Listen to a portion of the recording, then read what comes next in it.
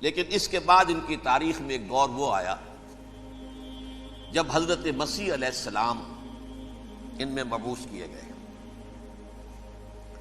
یہ 1400 سالہ تاریخ کا کلائمیکس ہے یہود کی۔ جب کتاب انہیں دی گئی تھی تورات حضرت موسیٰ کے ذریعے، وہ 1400 قبل مسیح کا واقعہ ہے۔ اس وقت سے لے کر اللہ کا وہ فضل ان پر ہوا کہ کوئی ایک لمحہ ایسا نہیں آیا 1400 برس میں کہ ان کے ہاں کوئی نہ کوئی نبی موجود نہ۔ یہ تار ٹوٹا ہی نہیں، 2 سے شروع ہوا، موسیٰ ہارون علیہ السلام، اور 1400 برس کے بعد پھر آخری 2 ہیں، عیسیٰ اور یحییٰ علیہ السلام، یوں سمجھ لیجئے۔ اور اس کے درمیان یہ تار ہے، اور اس تار میں کوئی ایک لمحہ ایسا نہیں آیا کہ کوئی نبی موجود ہو۔ اس میں اتار چڑھاؤ بہت سے آئے ہیں، اس کا وہ میرا موضوع نہیں ہے اس وقت۔ قبل مسیح کی تاریخ جو ہے وہ میرا موضوع نہیں ہے۔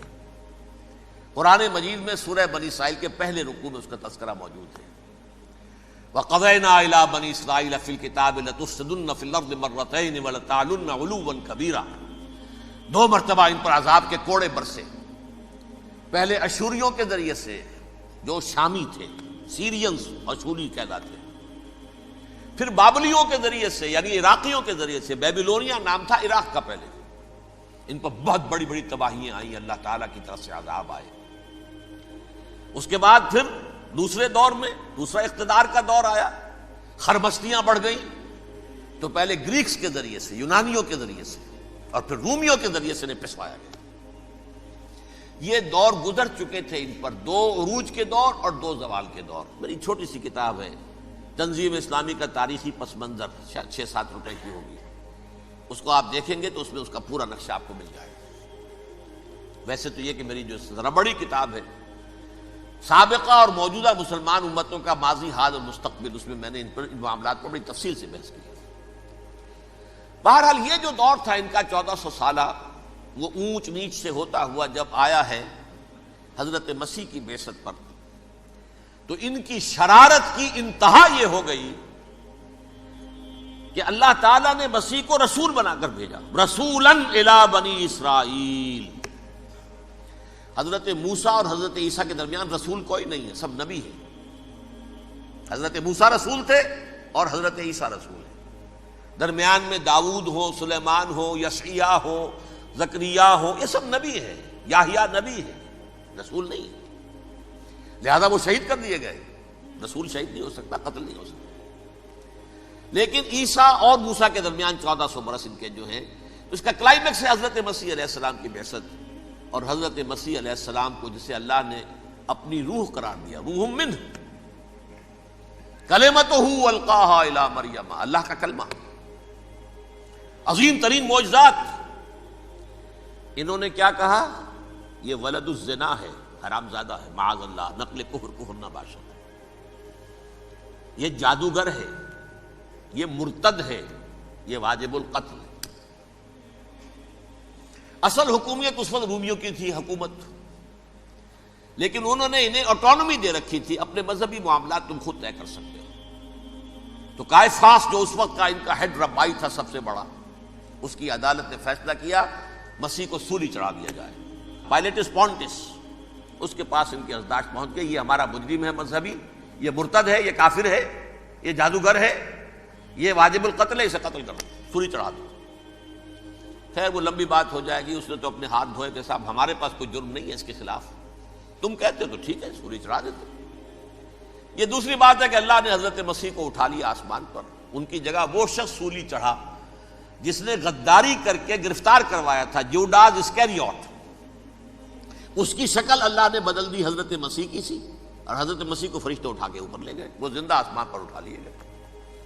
اور یہ ساری تفاصیل نہ قرآن میں ہے نہ حدیث میں ہے، یہ انجیل میں ہے، لیکن انجیل کون سی؟ برنباس کی انجیل، gospel of the Lord according to Saint Barnabas. یہ حواریین مسیح میں سے تھے، لیکن عیسائی ان کو تسلیم نہیں کرتے، ان کی بائبل کو صحیح نہیں مانتے، کینونیکل نہیں مانتے۔ 100 انجیلیں تھیں، 104 تھیں، جن میں سے 4 چنی ہیں انہوں نے، یہ متی اور جان اور مرکس مارکس، یہ ہے تو یہ 4 انجیلیں ہیں انہوں نے تسلیم کی کہ یہ کینونیکلز ہیں، یہ تو ہیں حقیقی، باقی جو ہیں 100 اس کو وہ تسلیم نہیں کرتے۔ ان میں سے ایک ہے یہ برنباس، اس میں یہ تفصیل ہے کہ اللہ تعالیٰ نے اس شخص کی، جیوڈاس کی، جیوڈاس اس کو انگریزی میں کہتے ہیں، اس کی شکل بدل دی حضرت مسیح کی سی، وہ گرفتار ہوا، وہ سولی چڑھا۔ وہ غدار تھا، غداری کی سزا اسے ملنی تھی، وہ مل گئی۔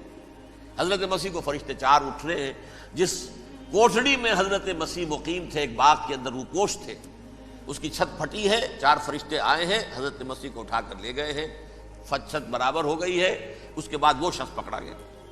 بہرحال حضرت مسیح کو اللہ نے اٹھا لیا آسمان۔ لیکن وہ دن ہے کہ اس قوم کو اب مغضوب علیہم قرار دے دیا۔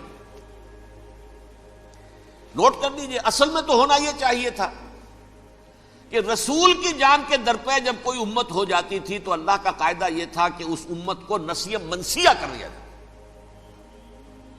حضرت نوح کی قوم کو ختم کیا یا نہیں؟ حضرت ہود کی نگاہوں کے سامنے قوم عاد برباد کی گئی یا نہیں؟ حضرت صالح کی نگاہوں کے سامنے قوم سمود برباد ہوئی؟ یہ اللہ کا قاعدہ رہا۔ سدوم اور عمورہ کی بستیاں حضرت لوط علیہ السلام جہاں بھیجے گئے، مدین کا علاقہ جہاں حضرت شعیب بھیجے گئے، آل فرعون جن کی طرف موسیٰ کو بھیجا گیا، سب ہلاک کر دیے گئے۔ کیونکہ رسولوں کے بارے میں اللہ کا نبیوں کے بارے میں یہ بات نہیں ہے۔ نبی آیا، اس نے دعوت دی، جس نے مان لیا اچھا کیا، اپنے لیے اچھا کیا، نہیں مانا اس کی اپنی جو ہے آخرت برباد ہو گئی۔ دنیا میں کوئی فیصلہ اس کا نہیں ہوتا، لیکن رسولوں کا معاملہ یہ ہوتا ہے کہ دنیا میں وہ اللہ کی عدالت بن کر آتے ہیں، مانو گے تو بچو گے، نہیں مانو گے ہلاک ہو جاؤ۔ تو اس اعتبار سے وہ مستحق تو ہو چکے تھے اس کے کہ انہیں ہلاک کر دیا جائے۔ اب اللہ کی کوئی خصوصی مشیت ہے، اس میں کیا حکمت ہے، وہ ہے ایک حکمت، میں بعد میں اگر وقت ہوا تو بتاؤں گا۔ فیصلہ یہ کیا اللہ نے کہ حضرت مسیح کو تو اٹھا لیا زندہ، اور ان کی رسی ابھی مزید دراز کر دی، کہ ان کو ابھی مہلت دے دی کہ تمہیں آخری استیصال، جس کو عذاب اکبر کہتا ہے قرآن، سورہ سجدہ جو حضور ہر جمعے کی پہلی رکعت میں فجر میں پڑھتے تھے، وَلَنُذِيقَنَّهُم مِّنَ الْعَذَابِ الْأَدْنَىٰ دُونَ الْعَذَابِ الْأَكْبَرِ لَعَلَّهُمْ يَرْجِعُونَ۔ چھوٹے چھوٹے عذاب اور ایک بڑا عذاب، جبکہ قوم بالکل برباد، نسیہ منسیہ، کأن لم یغنوا فیہا، ایسے ہو جائیں جیسے کوئی تھے ہی نہیں آبادیاں، لا یرا الا مساکنہم، اب ان کے مسکن نظر آتے، مکین نظر نہیں آتے۔ یہ عذاب اکبر جو ہے وہ ان پر نہیں آیا، حالانکہ وہ مستحق ہو گئے تھے اسی وقت۔ اس کو یوں سمجھیے کہ کسی شخص کو پھانسی کا حکم تو ہو جائے، ایگزیکیوشن نہیں ہوتا ہے، کئی سال گزر جاتے ہیں پڑے ہوئے، اور معاملات جو ہیں وہ چلتے رہتے ہیں۔ یہ معاملہ ہوا اس کے ساتھ، ورنہ یہ مستحق ہو چکے تھے آخری بربادی تباہی کے، عذاب استیصال، جڑ سے کاٹ دینے والا عذاب، وہ آ سکتا تھا ان پر اسی وقت، لیکن اللہ نے ان کی مہلت دراز کی ہے۔ لیکن اس کے بعد اللہ نے ان کو ایک اور موقع دیا۔ 600 برس بعد حضرت مسیح کے محمد الرسول اللہ صلی اللہ علیہ وسلم کی بعثت ہوئی، اور یہ میں سمجھتا ہوں کہ اس قوم پر اللہ کا اتنا بڑا فضل تھا، اتنا بڑا فضل تھا، اتنا بڑا فضل تھا۔ اب پھر ایک موقع دیا، عسیٰ ربکم ان یرحمکم وان عدتم عدنا، دیکھو اب بھی تمہیں ہم ایک موقع دے رہے ہیں، تمہارا رب تمہارے اوپر اب بھی فضل کرنے کو تیار ہے، رحم فرمانے کو تیار ہے۔ ان ھذا القرآن یہدی للتی ہی اقوم، اس قرآن کے سائے میں آ جاؤ، یہ شاہدرا ہے ہدایت میں آنے کا، اس میں داخل ہو جاؤ، محمد کی تصدیق کرو صلی اللہ علیہ وسلم، دامن محمدی میں آ جاؤ، اب بھی ہم تمہارے گناہ بخش دیں۔ لیکن نہیں، اس قوم نے حضرت محمد صلی اللہ علیہ وسلم کی دشمنی کی کمر کس لی،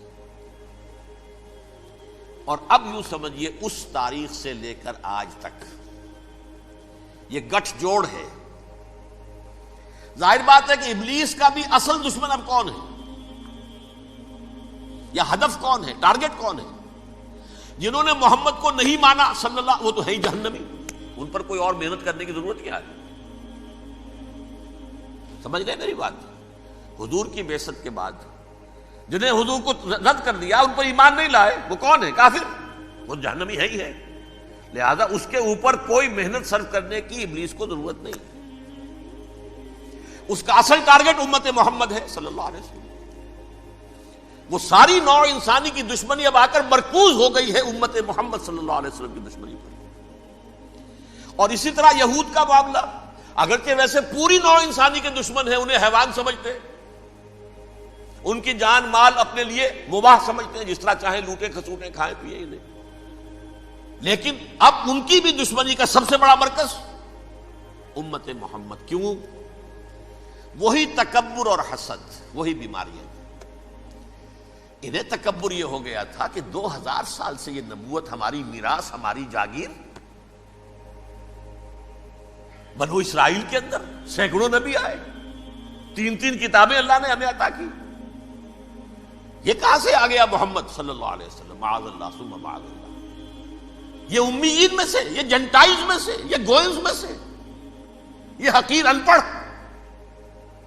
کہاں ہم کہاں یہ نہیں تسلیم کریں گے۔ حالانکہ قرآن کہتا ہے یعرفونہ کما یعرفون ابناہم، ان کے علماء ایسے پہچانتے تھے حضور کو جیسے اپنے بیٹوں کو پہچانتے ہیں کہ یہ آخری نبی ہے، لیکن تکبر اور حسد کی آگ میں جل اٹھے۔ اب ان کے بھی دشمنی کس سے ہے؟ محمد اور امت محمد صلی اللہ علیہ وسلم۔ یہ گٹھ جوڑ ہے۔ اب دیکھیے، یہ ہے میری گفتگو کا اب تک کی گفتگو کا حاصل، یہ گٹھ جوڑ، ایک غیر مرئی دنیا، انویزیبل دنیا کا ابلیس لعین اور جنات میں سے اس کے لشکری فوج، انسانوں میں سے ویسے تو اور بھی بہت جگہ اس کے ایجنٹ ہیں، مسلمانوں میں بھی ہے، لیکن بحیثیت قوم، بحیثیت مجموعی، ایک پوری قوم، ایک پوری نسل جو ہے اس کے ساتھ گٹھ جوڑ ہے۔ ان دونوں کی گٹھ جوڑی کے ساتھ یہ دشمن دون ہیں انسانیت کے، پہلا دشمن ابلیس لعین، عزازیل لعین، اور دوسرے دشمن یہود